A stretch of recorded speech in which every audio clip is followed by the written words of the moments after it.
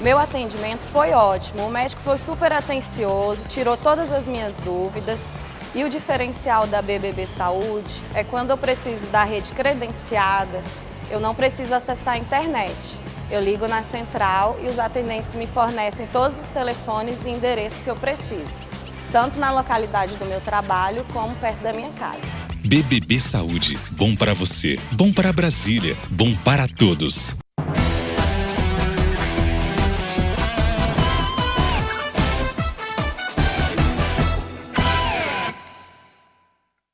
Olá, telespectador da TV Brasília, está entrando no ar o programa Tribuna Livre.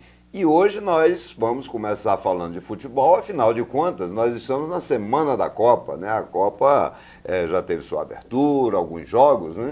Então vamos falar um pouquinho sobre futebol, e para falar de futebol, nada melhor do que o Alan, né? Que entende razoavelmente, né? Aí teve um desvio, né? Que foi aquele negócio de torcer para o Flamengo e tudo, mas enfim, segue o líder, né? Eu só achei legal, segue o líder, pelo menos durante a Copa, né? Diz que o Flamengo parou para ir cuidar da Copa, é verdade? Claro, vai cuidar da Copa, mas vai cuidar lá na liderança, né? Não vai cuidar lá atrás, como alguns times. Assim, eu não vou citar nenhum outro time aqui, porque eu acho que é uma falta de respeito, né? É verdade. Primeiro, um bom dia, né, telespectador, porque a gente começa a conversar aqui. Isso é regra da educação, mas verdade. Eu acho que com o tempo você vai... E a incoerência, assim, nada melhor que o Alan Guilard para falar que entende mais ou menos. Nada melhor...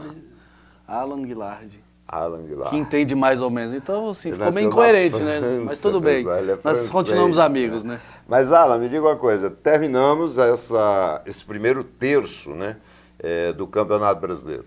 Flamengo na liderança com 27 pontos, né? 4 pontos à frente do segundo. 4 pontos à frente do São Paulo. Que é o São Paulo, né? Exatamente. E depois vem um pelotão, né? Internacional, Palmeiras, Atlético Mineiro, o próprio Grêmio. Né? O Fluminense um pouco mais abaixo. O Fluminense está mais próximo da zona de rebaixamento do que da... Né? Aliás, o Fluminense com 4 derrotas seguidas, né? E eu não consigo entender, vamos abrir um parênteses aqui para o Fluminense, eu não consigo entender por que as pessoas vivem isentando o Abel, que é uma pessoa extraordinária, uma pessoa fora de série, mas nós não estamos falando da pessoa, a gente está falando do treinador, do profissional. Está há 2 anos à frente do Fluminense, aí o pessoal sempre encontra como culpado para as derrotas do Fluminense, porque o elenco é pequeno, porque é tudo menino, não sei o quê. Mas para aí, pessoal, eu vi o Paulo Autuori treinar o Botafogo e ser campeão com o Puruca de centroavante. Quer dizer, se você não tem jogador filho do Pelé, você precisa armar um esquema, você tem que fazer alguma coisa. O que não pode é o time toda hora, né? No começo do campeonato, até o Fluminense, ele esboçou uma trajetória aí de que pudesse chegar um pouco mais à frente, mas aí acabou sofrendo com contusões também, bastantes contusões no elenco. Mas todos os times sofrem com contusão. Mas o Fluminense está um pouco mais nesse campeonato. Não queira desculpar, não. Você está querendo puxar meu saco? Não é puxar saco, eu tô sendo...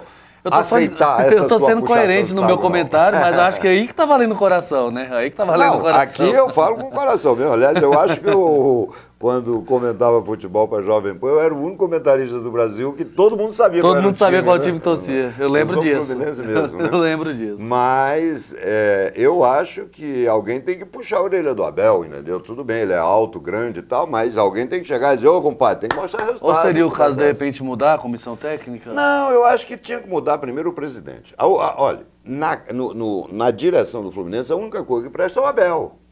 Entendeu? Porque o presidente tem uma visão pequena, ele tem que ser presidente de time de futebol de quadra. E olhe lá, né? E olhe lá, entendeu? Porque não pode surgir alguém que consegue dar 3 balãozinhos que o cara já vende, já está oferecendo. O Flamengo conseguiu vender, tá aí exemplo de profissionalismo, né? O Flamengo conseguiu vender esse menino Vinícius Júnior por 160 milhões. E tá negociando o Paquetá agora também por muito dinheiro, né? Pois é. Agora o do Fluminense não. O cara consegue fazer 3 gols, como é o caso do Pedro, ele já sai por aí oferecendo. Oferecendo a preço de banana. A preço de banana. É verdade. Mas... O futebol inflacionado como está, acaba não conseguindo vender. Um jogador excelente, por exemplo, que é o Pedro, né? Porque para mim, dentro do elenco do Fluminense hoje, um dos melhores que tem. E o exemplo foi o Richarlison. O Richarlison, o Fluminense vendeu por 40 milhões e agora o rapaz está sendo vendido por 190. Ou seja, não soube fazer o negócio, né?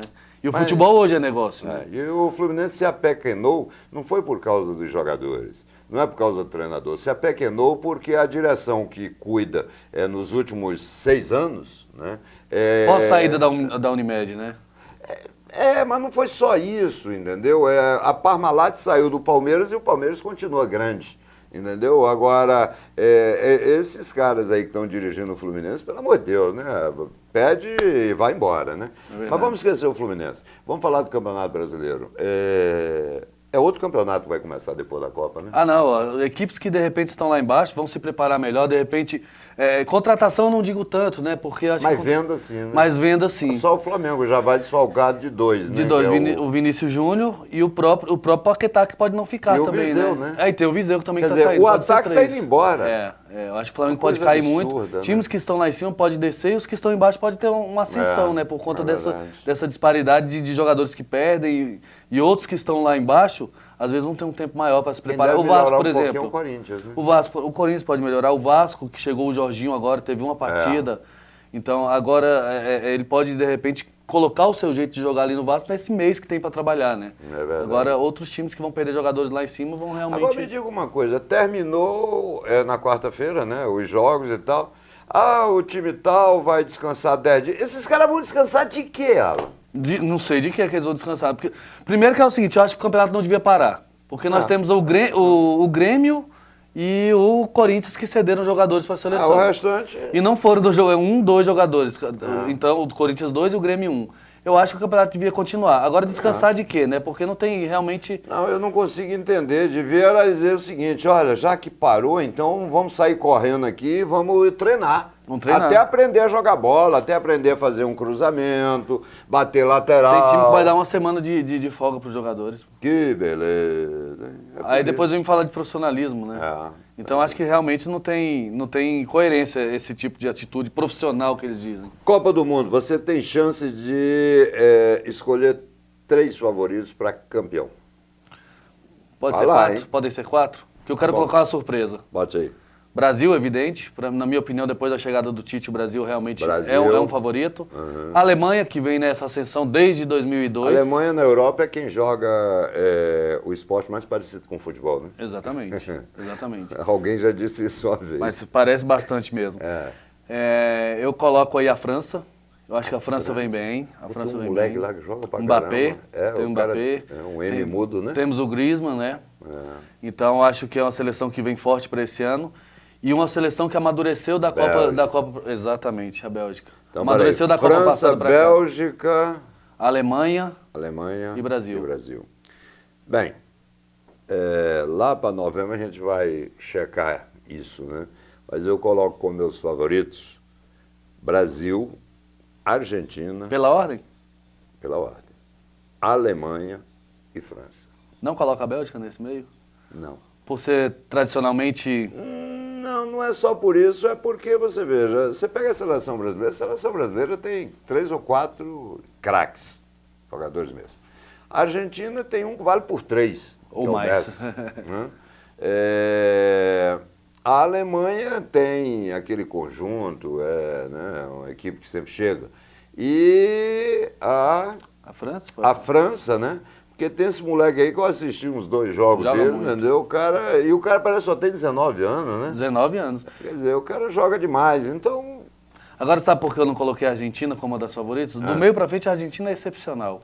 Aí você vai à defesa da Argentina, a Argentina vai sofrer muitos gols nessa Copa. Pois é, mas pode se pega de repente, né? Mas se pega de repente um dia em que, lá no mata-mata, em que o Messi não está bem, lá atrás leva gol e não consegue fazer na frente, acabou, voou. O tempo é o senhor da razão. Ele vai dizer quem está certo. Vamos lá, tá gravado, né? Tá gravado. Tribuna ali volta já.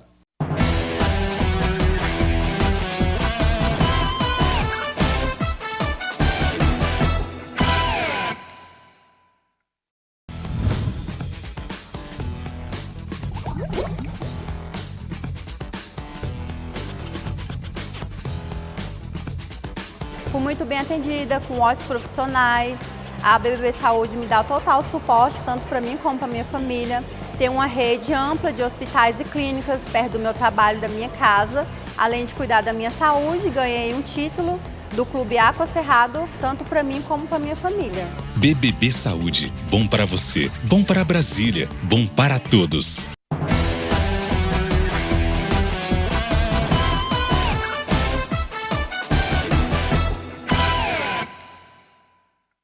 Estamos de volta com o Tribuna Livre. Agora vamos falar um pouquinho sobre política local, né? E nosso comentarista, né, nosso companheiro de bancada, meu amigo Leal Neto, voltou agora de Portugal, está todo satisfeito, né? Tentando ainda implantar o projeto Ação Brasil Sem Dor em Portugal. Porque suicídio é no mundo inteiro. É no mundo inteiro. Jovens encerrando a vida de forma precoce. E aí parece que não tem a ver, mas tem a ver com o que nós vamos conversar aqui. Verdade. É o tal país do futuro que nós estamos deixando ele desaparecer na origem. Nós estamos com problemas seríssimos de jovens de 12, agora 12, reduzindo a faixa etária de 12 a 19 anos em processos depressivos, etc. É uma questão que precisa ser olhada com muito cuidado. E é um problema de comunicação, né? Falta as pessoas se falarem, né? Até para poder interagir, trocar experiência. Não tem a menor dúvida. E outra coisa, há ainda um receio de se usar a palavra, eu vou colocar para vocês, que incomoda, suicídio. Você entendeu? Mas vamos lá. Leal, Brasília é uma cidade diferente de todas as outras. Brasília nasceu fruto do sonho de Dom Bosco. Juscelino resolveu materializar esse sonho, né? Contagiou todos os seus amigos e todos embarcaram no sonho de vir para o Cerrado construir uma nova capital que seria a redenção do mundo, que seria a terra do leite e do mel. Foi feito isso, foi feito em 3 anos. Em 3 anos, Juscelino conseguiu construir essa capital. Muita gente saiu das belezas do Rio de Janeiro, das belezas do Piauí, do Maranhão, Ceará, Sergipe, né, para homenagear seu estado, Minas Gerais, Goiás, né, enfim, todos os estados chegaram aqui e construíram essa cidade. Essa cidade hoje, o trem descarrila, né?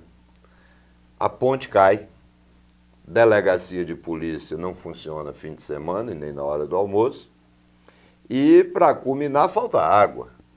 O que aconteceu com Brasília? Qual é o cenário de Brasília e o que nós podemos esperar? A eleição vai mudar alguma coisa?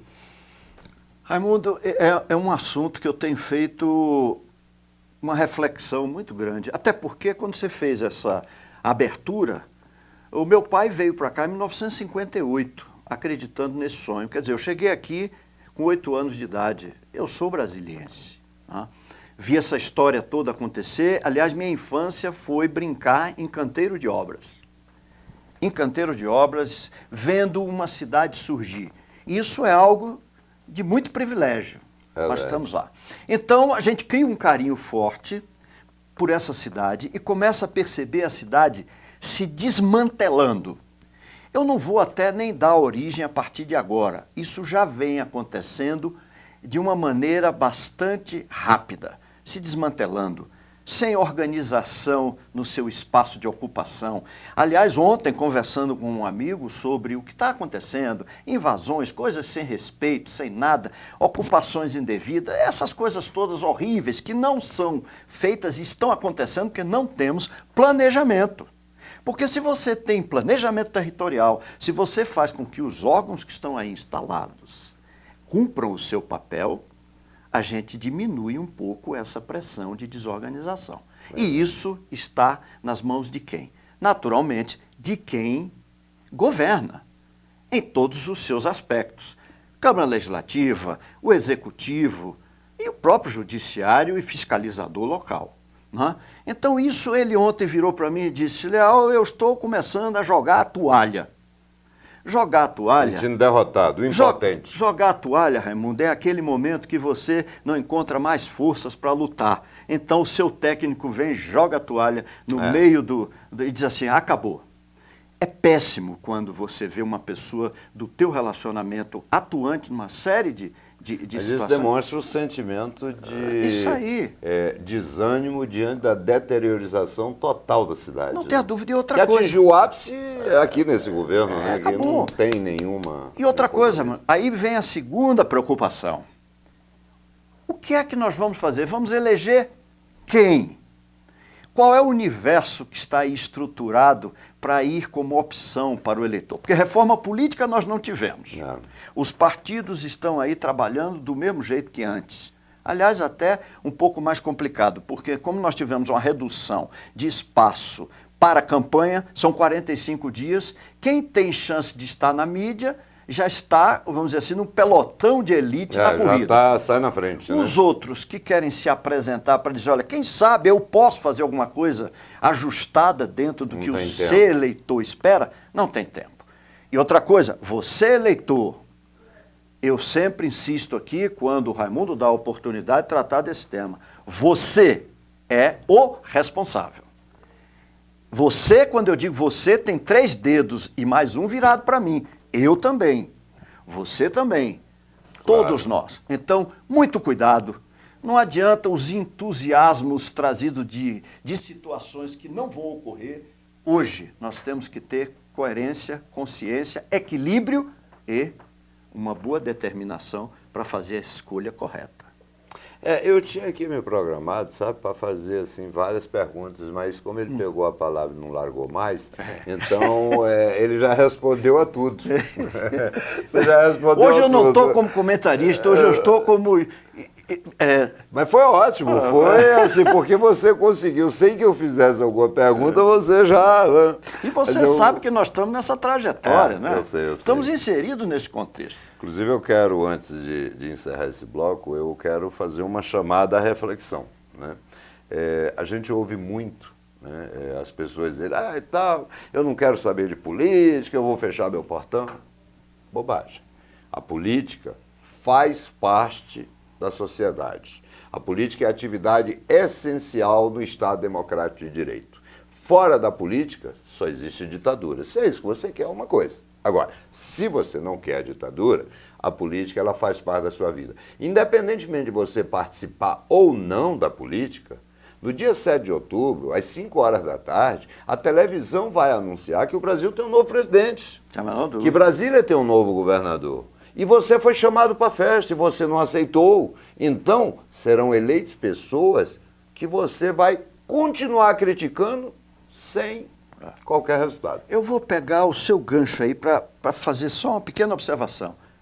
Não feche o portão, abra a consciência. Abra a consciência, ouça, avalie, mas não deixe de participar. Porque esta cidade é sua responsabilidade também. E o Tribuna Livre volta já já.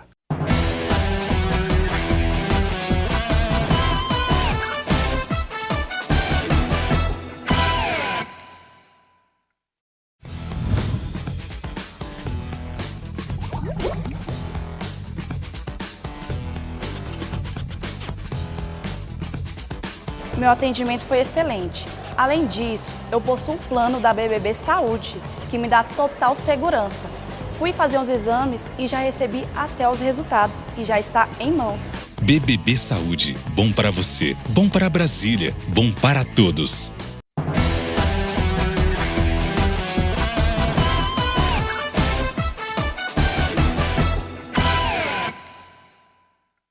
Estamos de volta com o Tribuna Livre e agora vamos falar sobre um ano que não acabou. Estranho, né?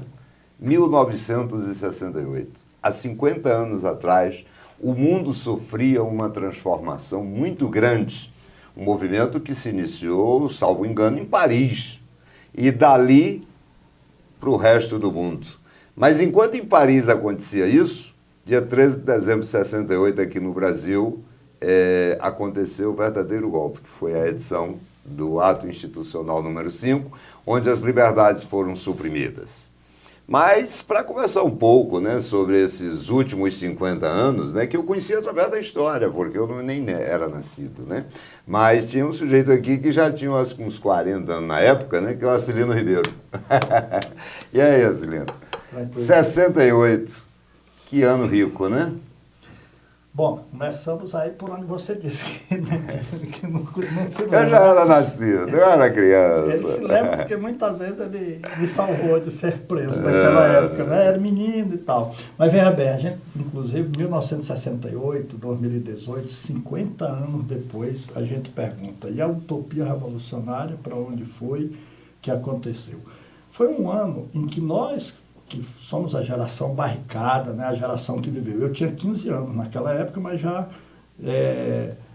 vivia aquele momento, participava. Até porque o jovem de 15 anos naquela época, ele participava dos movimentos. Né? Tinha uma vida ativa, uma adrenalina enorme, até porque vivia correndo da polícia. Né? Eu me lembro muito bem que a gente estudava, né, e tal. Eu era um pouquinho mais velho que você, né? Até hoje você. E 1968 foi assim um ano que mudou o mundo e que ao mesmo tempo foi um ano que não acabou. Primeiro porque 1968 o que foi? Ela foi um processo e foi uma ruptura. Foi uma ruptura no momento em que nós vivíamos um mundo de valores conservadores do pós-guerra, de 45 a 68, quando realmente... Em todas as áreas, né? Todas as Com áreas. relação ao ser humano, a mulher, por exemplo, se libertou, teve a revolução do sutiã, né? Sutiã, o anticoncepcional. Todas aquelas coisas que surgiram no cinema, na música. Movimento no teatro, hippie. hippie. Eu, por exemplo, que fui hippie, andava em paz e amor. E eu me lembro que... E foi a era mais rica do Brasil, porque produziu-se assim os grandes talentos culturais. Né? Na censura que tinha, era obrigado então a ter a criatividade. Então, vejamos, na política, por exemplo, que determinava tudo, foi o ano que, em 1968, teve as barricadas de Paris, né, quando os estudantes se rebelaram. Nasceu no berço da democracia, porque nasceu em Paris, né? Aí você tinha as lideranças de Daniel Cohn-Bendit, Jacques Savecourt, Alain Kravine, que comandaram as rebeliões de Paris. Aqui no Brasil você tinha a UNE, sob a liderança de Vladimir Palmeira, Luiz Travassos. Que realmente representava, na época, os estudantes. Os estudantes eram representados pela UNE, tinha né? a CGT, que já estavam na ilegalidade, porque o regime militar tinha colocado isso na ilegalidade. E aí você também vivia um mundo bipolarizado.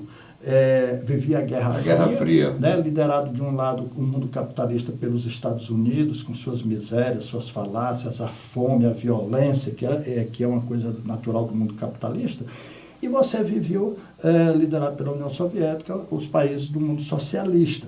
Mas aí surge também... maioria compondo aquela cortina de ferro, né? Aí tinha o Pacto de Varsóvia de um lado, a OTAN do outro, que na época era a Organização do Tratado do Atlântico Norte, o Pacto de Varsóvia, e aí a OTAN, com o tempo, se transforma na Organização Terrorista do Atlântico Norte, que é hoje. E aí você também surge os países não alinhados do terceiro mundo, né? Nesse processo também ainda se inicia a luta pela libertação das colônias, inclusive portuguesas, exatamente, francesas, britânicas. E 68, então, você tem maio, foi um marco. Aqui no Brasil tem a passeata dos 100 mil, as greves, o Congresso de Ibiúna, o Congresso da UNE, o AI-5, que para mim foi já em 13 de dezembro de 68, que eu me recordo que 3 meses depois do AI-5 eu fui preso, né, pela ditadura. Mamãe vai lá e me tira da prisão, né, tem aquela história bonita. E você tem em 68 uma mudança de costumes. Na verdade, a gente costumava dizer, para mim, na minha opinião, 1968 não foi uma época de mudanças, foi uma mudança de época. Porque 68 mudou tudo aquilo, os costumes, mudou a ética revolucionária dos estudantes. Dentro da própria esquerda, que foi quem levou 68, houve mudanças. A Tchecoslováquia, por exemplo, na Primavera de Praga, a tentativa de humanização do socialismo por parte de Alexander Kubitschek, né? A criação dos países, do grupo dos países não alinhados, liderado por Gamal Abdel Nasser do Egito, o Marechal Tito da Iugoslávia, Sukarno na Iugoslávia, e muitos outros líderes. Você tem no Brasil a Revolução Musical, que aí a Bossa Nova... a Bossa Nova acende mais, né? Mas aí vem a Jovem Guarda com Roberto Carlos, com o Iê misturado. Todo o movimento cultural, assim, juvenil, uma coisa era tão pura, né? os programas do Roberto Carlos, programa de auditório. No esporte também a gente tem assim no esporte. Quer dizer, a seleção de 70 ganha.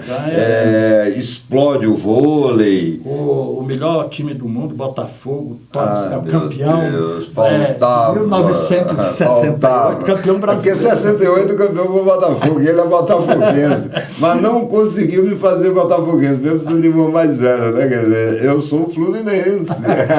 Agora, o que eu reputo de mais importante em 68, Ribeiro, foi o seguinte, é que naquele período também, na década de 60, no começo dos anos 60, que aí 68 já é o final dos anos, quando você tem uma ruptura com todos aqueles valores, né, você também tem o início de um processo de libertação da humanidade, com a construção de novos valores, onde as mulheres começam a luta pela libertação feminina, a juventude, o movimento operário, que era aquele que mexe no bolso quando para, né? E aí mexe com tudo. Se consolida, se fortifica.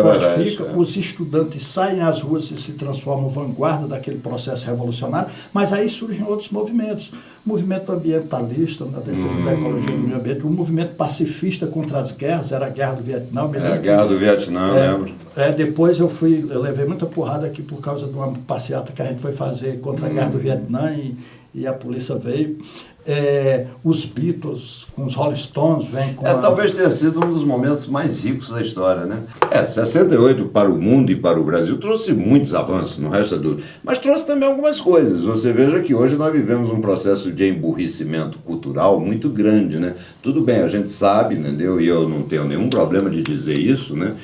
Que a Rede Globo Televisão tem muito a ver com isso, porque ela serviu como instrumento de doutrinação. Basta você se lembrar que existia um programa na televisão que mostrava o Brasil diferente o Brasil da Globo era diferente do Brasil real, né? Que era o programa Amaral Neto, que mostrava o Brasil maravilhoso, né? Que o Brasil realmente é um país maravilhoso, mas que tinha mazelas também. E os críticos disso, né? Dessa instrumentalização dos veículos de comunicação, passaram a chamar o programa não de Amaral Neto, mas de Amoral Nato. Né?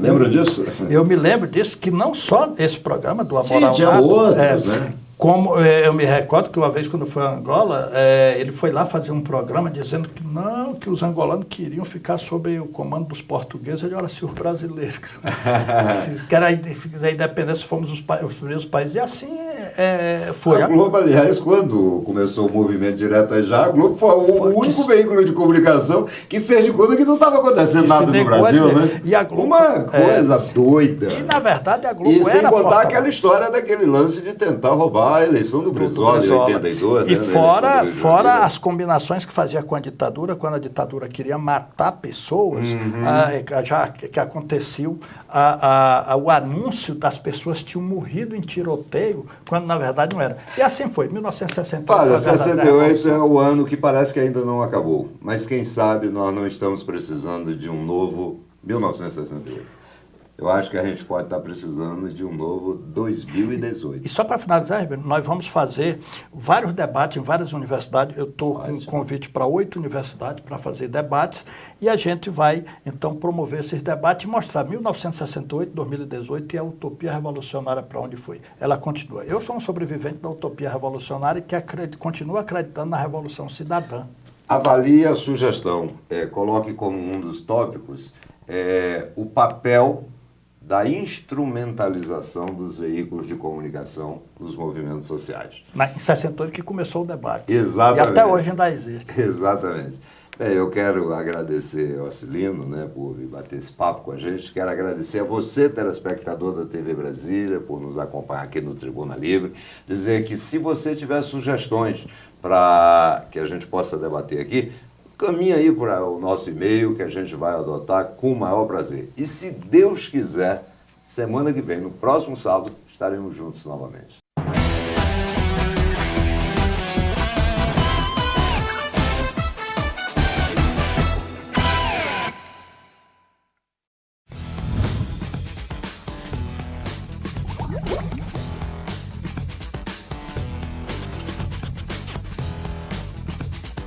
Meu atendimento foi excelente. Além disso, eu possuo um plano da BBB Saúde, que me dá total segurança. Fui fazer uns exames e já recebi até os resultados e já está em mãos. BBB Saúde, bom para você, bom para Brasília, bom para todos.